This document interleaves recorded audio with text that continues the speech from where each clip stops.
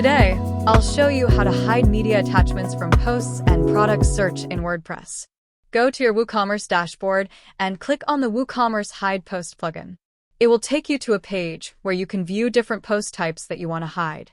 First, let's try hiding media for post search.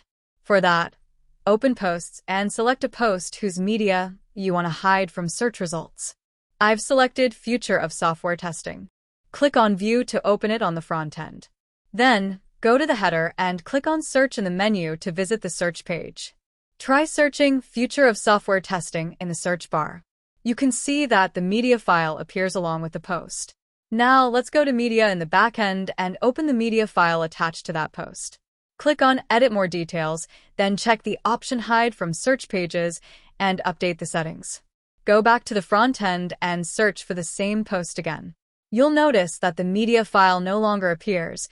It's successfully hidden from the post search. Next, let's hide media for product search. Open Products and select a product whose media you want to hide from the search page. I've selected the product named Vacuum Cleaner. Click on Edit More Details, check the option Hide from Search Pages, and update the settings. Return to the front end and go to the search option in the header menu, and search for the same product again.